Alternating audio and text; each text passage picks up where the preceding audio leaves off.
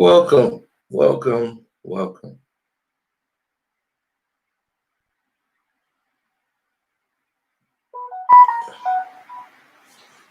Welcome back to the One Crack News channel. Let's speak on it.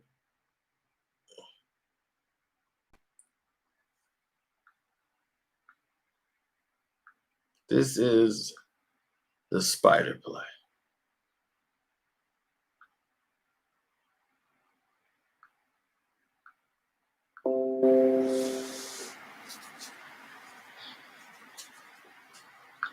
Now, when I go into a business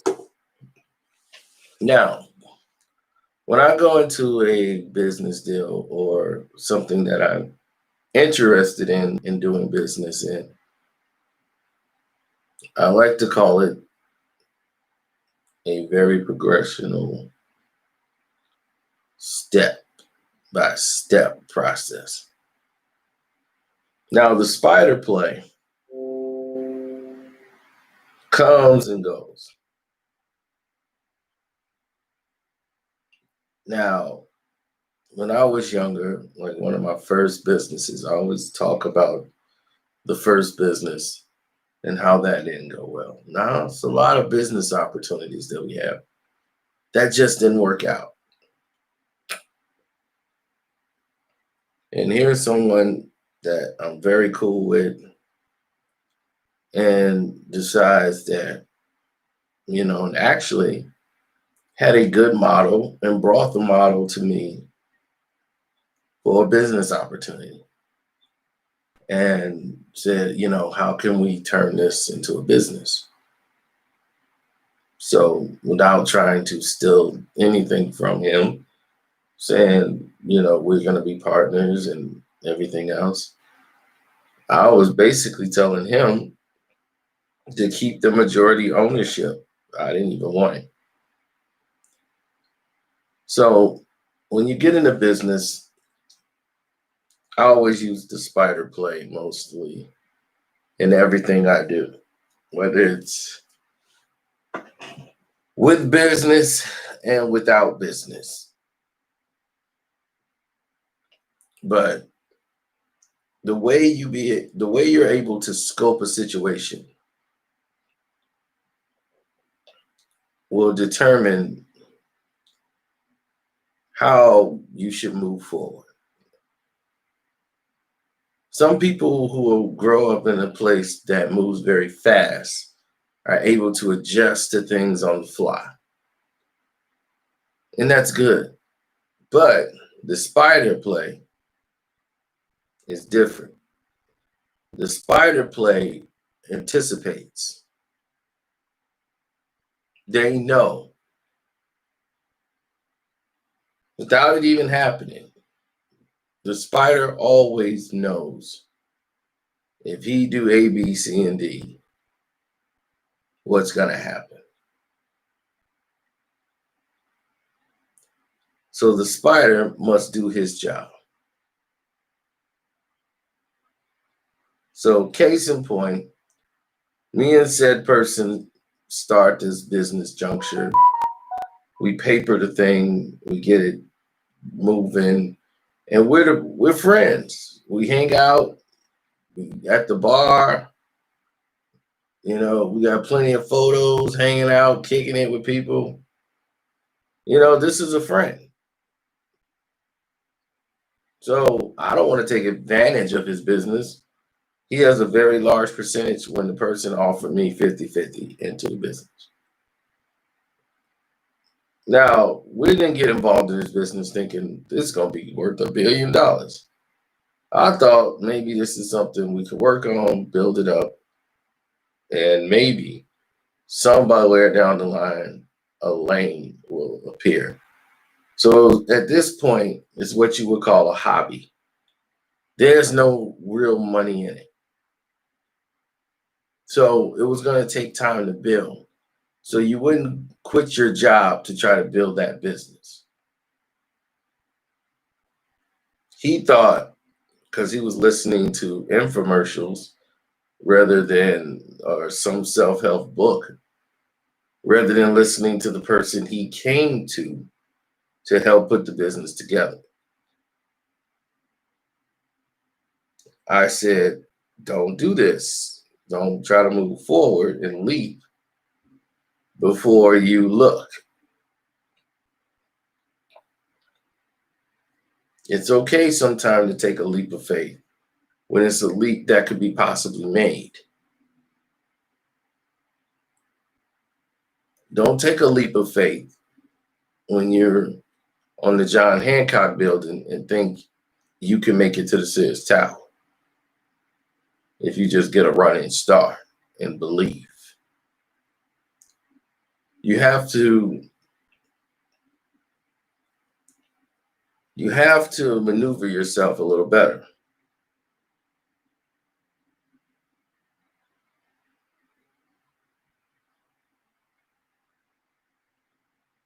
Now,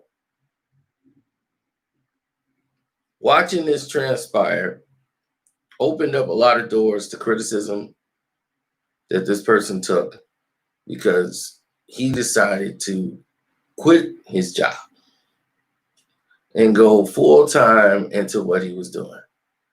This put a strain on his girlfriend, who was basically supporting him, and his parents as they were paying his phone bills, and everything about it was starting to change because his girl was stressing him out because he's put a lot of financial burden on her without even clearing it.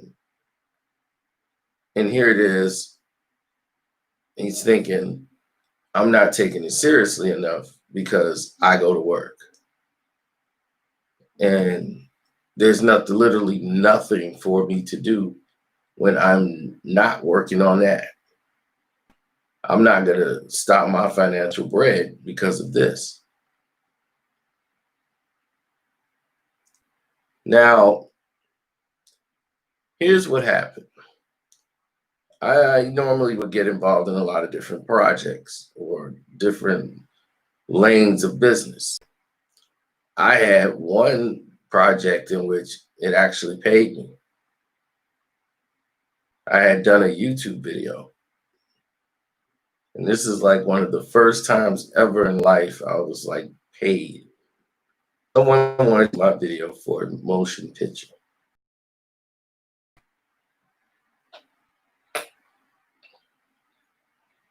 I said, sure. They wanted to discuss financial terms. I didn't even know how to negotiate or what the rate would be for one of my videos to appear in a movie. So I said, once again, okay. And I stopped and I thought about it and said, you know what? Here, take this. And the reason why I said that is because I couldn't understand what in the world was being explained to me.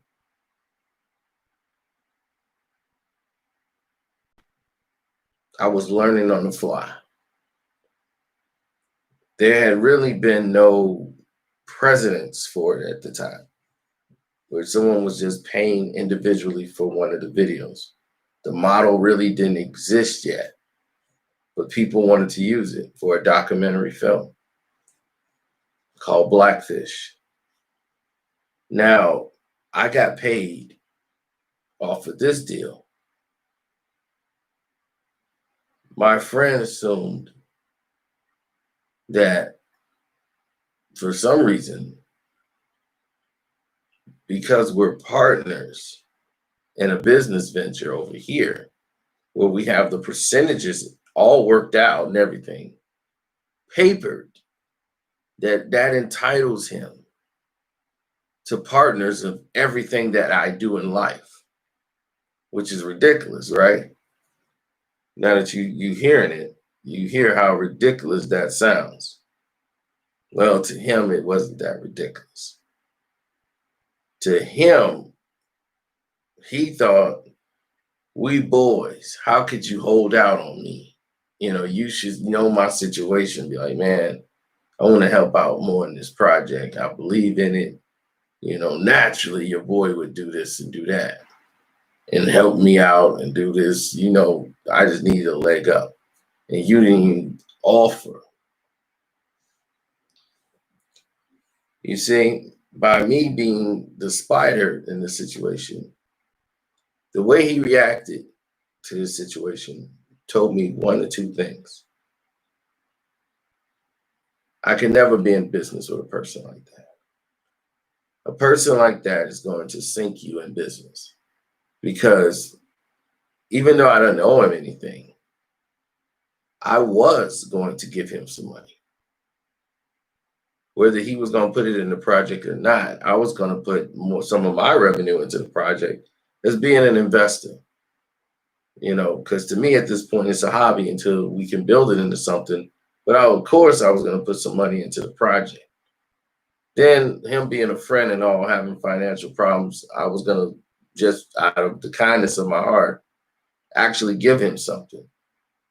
But he never waited. He reacted before I could even say anything.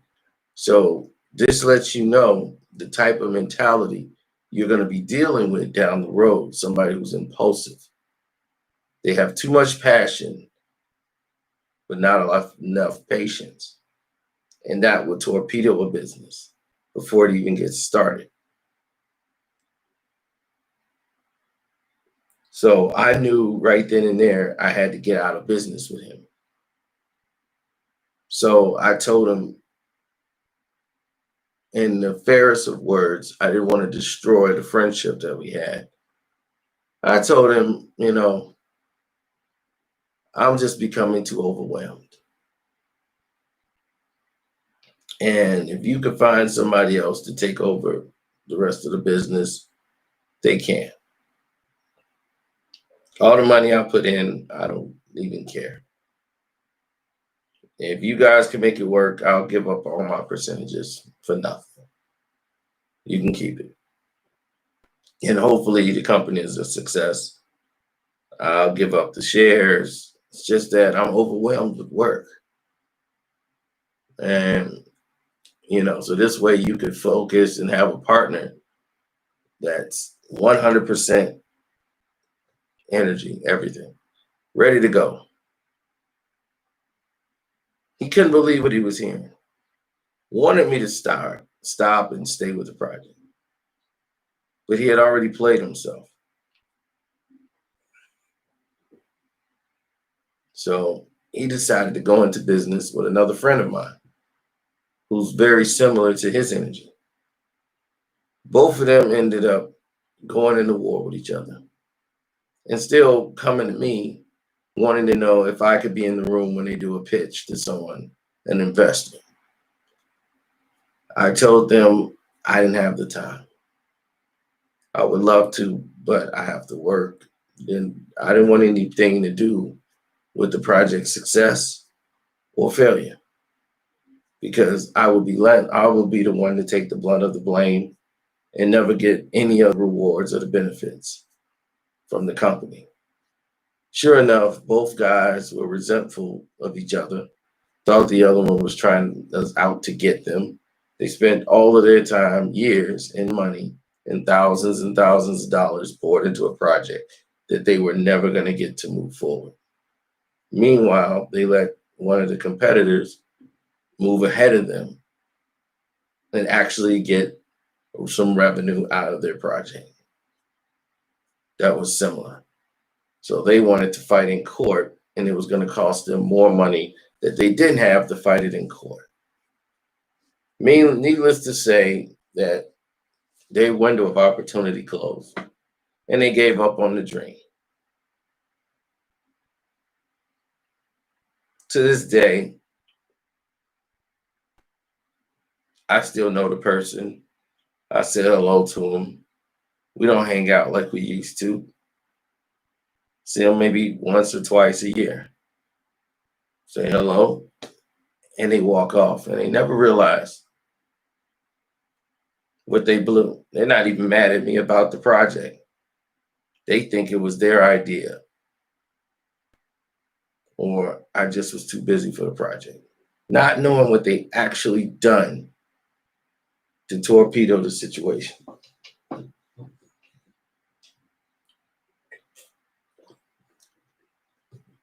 Case in point.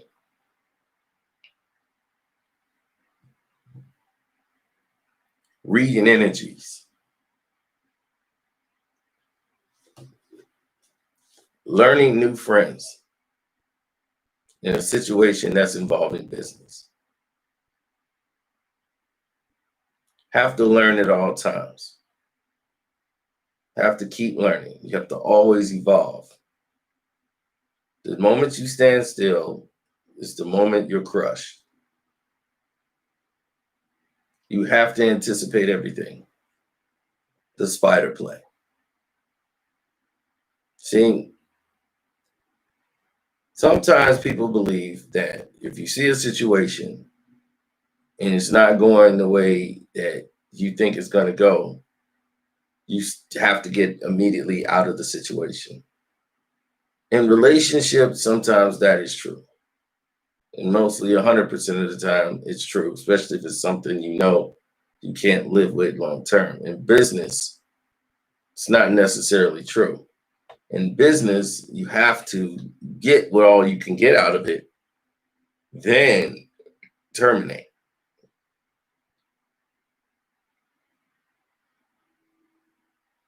You see, when people show you who they are, I've always used the spider play in life with friends and everything else because they don't understand what it is that they've done, or rather to talk to them about it. Some of the things can't be spoken on because it's part of their DNA of who they are. Now, what you do in the spider plays, you give them time to maybe correct your perception of them over time. Case in point, this isn't a person I grew up with. This is a person I met at work. It was the three of us. We became the three amigos. I came in for business and to do work, and people told me they're a bunch of goofballs. Don't hang with them. But I'm somebody who like personality and people and judge of character. And I thought these dudes were fun. They were just fun. They had a lot of energy. And I needed that energy at the time. At that time, the walls were closing in. All the jobs were drying up. This job was like a lifesaver at the time. It's like we got to hit the ground running. There's no more wiggle room. So I land on this job, and the job moves 100 miles an hour. We're talking the Wolf of Wall Street. Now, these two guys are my friends. We crashed at their homes and everything else. And as the years go by, you learn character traits. As people are always somebody that they are putting up their walls and their facades. Don't know they've already revealed who they are. And watches everything. And without really setting a web, they still come to you. And they set themselves up. And each day by day, you're building this web of trust. And you're seeing who's going to be the one that gets stuck in a situation that they're probably never going to get out of.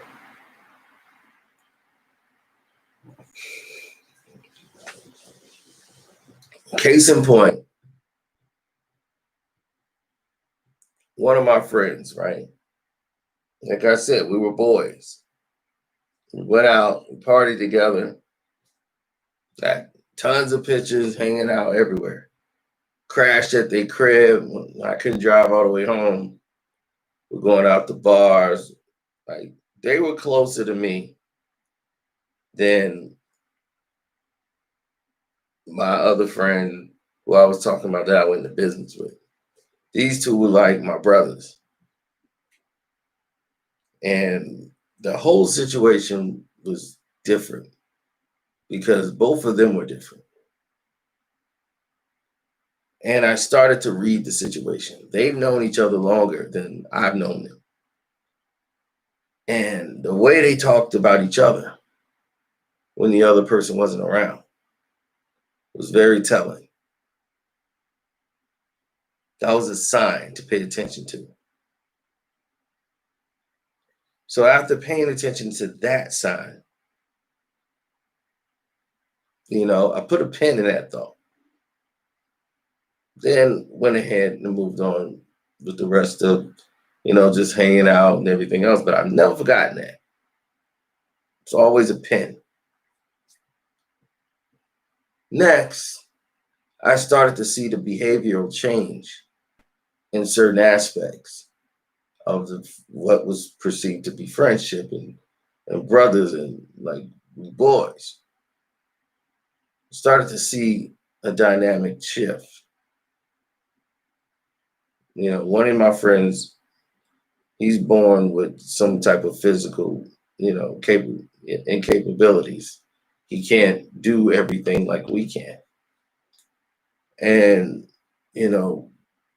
this has made him bitter in certain parts because he can't do certain things as everyone else can do. And even though he can, it's difficult for him. He just has to do it differently. But he thinks that holds him back and people judge him because of it. So he makes that perception before people even say hello or anything. He thinks that's what they're thinking about. So he comes in with a bitter mentality. And when he drinks, it's amplified. Now, you won't notice this unless a female is involved. He feels if there's a girl and all three of us are interested in the girl, that if he's interested, we should go out our way to get that girl for him. And as I watched the situation, I've always seen the other friend who was always, very loud, very out there. He would get the girl and would not look out for his friend. Or if he did look out for the friend, it was the worst type of girl in the world. I tried to help him get good girls just for him. But as I noticed, the guy he followed behind the most, the other friend, who we all supposed to be boys, was actually the alpha who did all of the taking while the other friend was trying to appease him all the time. These two was the yin and the yang. Drinking, arguing, then they make up and they're boys before the end of the night. This was who they were at this point. Now,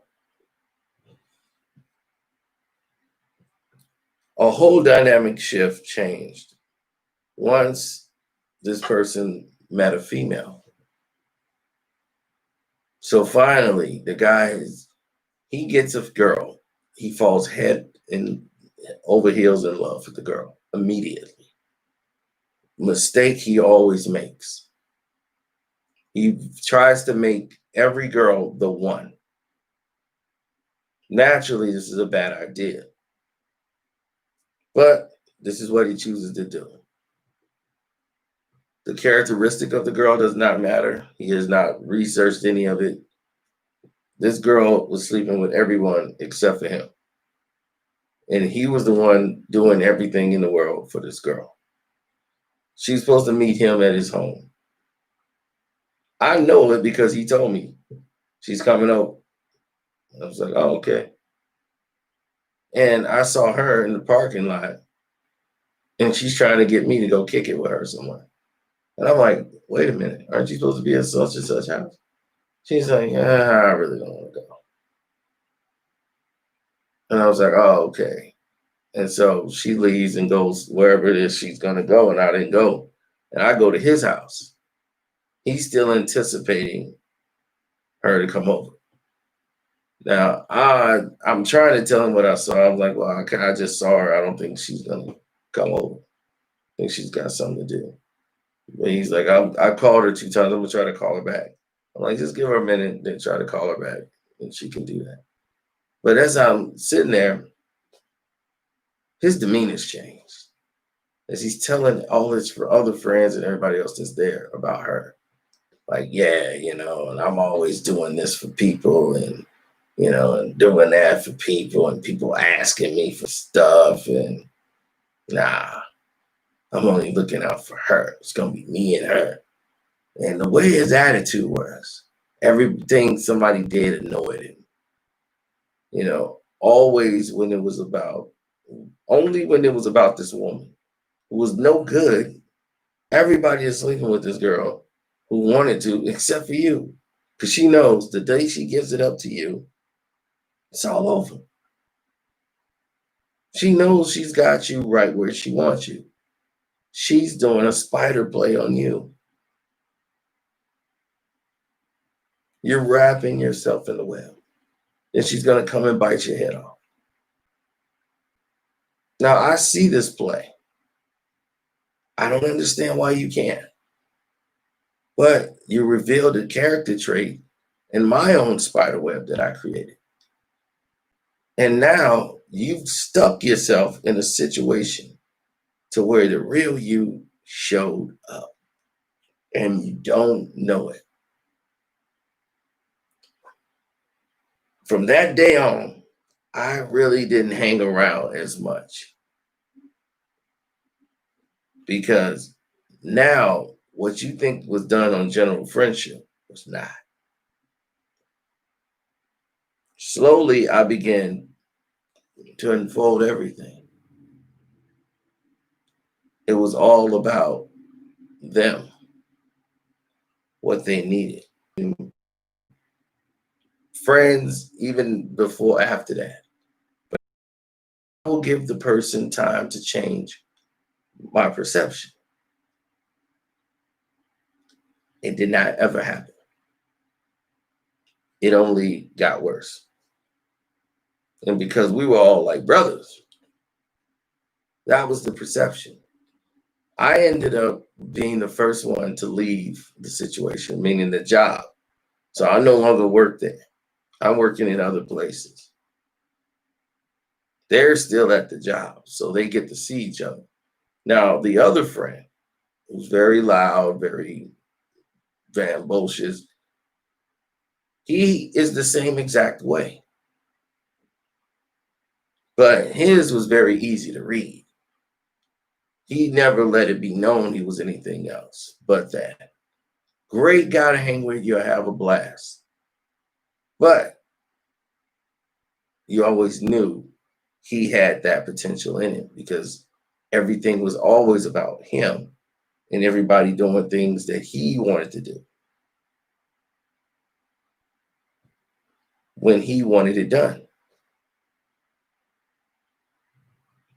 He wants to go to the UFC fight. Then that's when everything else goes. If you had the UFC fight at your home, he probably wouldn't go because he wasn't the one to set it up.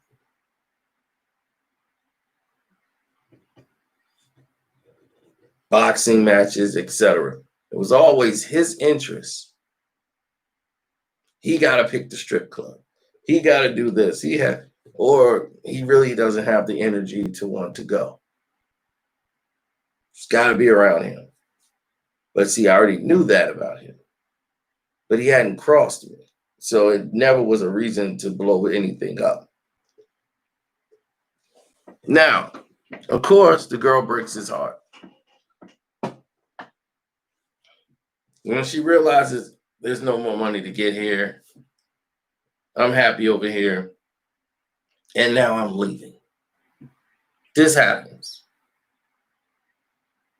Okay. I stayed in contact with him, only the fun guy. Once I was no longer at work, our friendship became a little more than distant. Talk to him sparingly.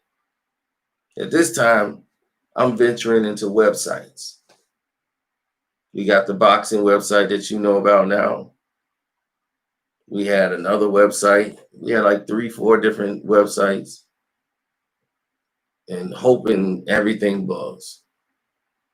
I go back to the loud friend and says, you guys can do this, you can help out, you can do that.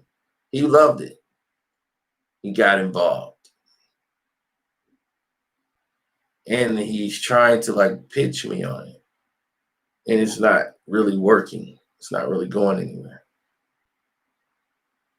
Because he claims he has the passion.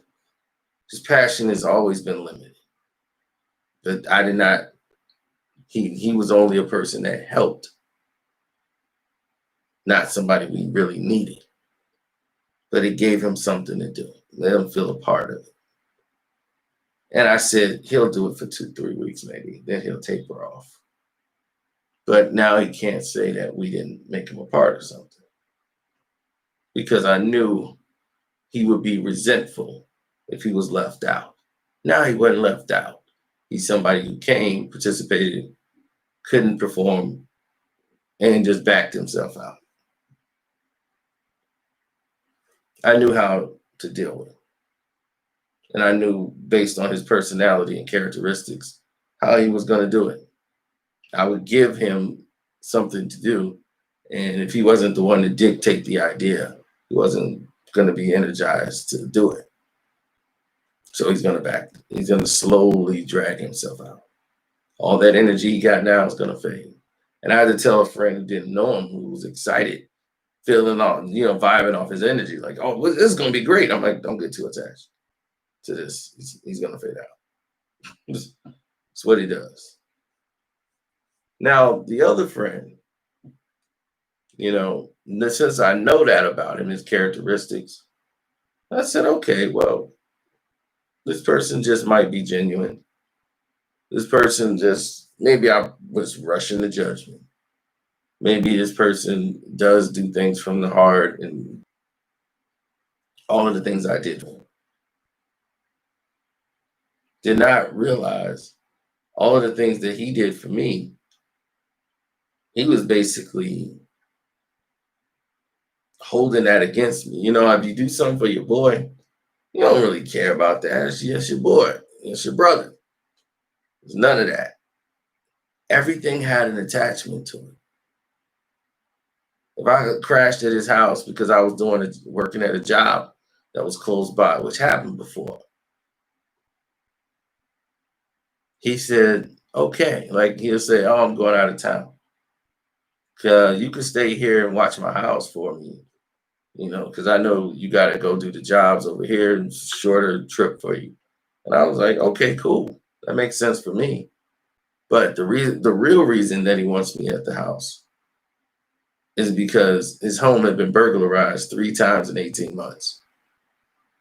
So whenever your home's been burglarized 3 times in 18 months, you're going to want somebody to be at your house at all times because you're going to want it to not be at your house. So it wasn't done out of a concern or care. It was done from the fact that I need you here for me. This is for me. I need this. Then you go back and look at everything they've done. And I stopped to think about it. And I started to put the pieces of the puzzle together. As this person got very resentful every time a woman came within his life. I knew to fade back whenever a woman came around because the person characteristic would change.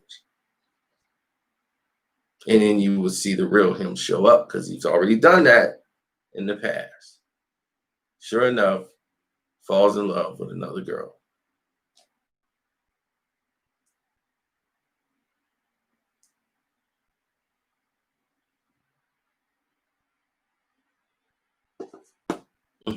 That's Jenny. She's talking about the live stream she did yesterday. She enjoyed all you guys yesterday. Y'all made her day. But let's get back to the story.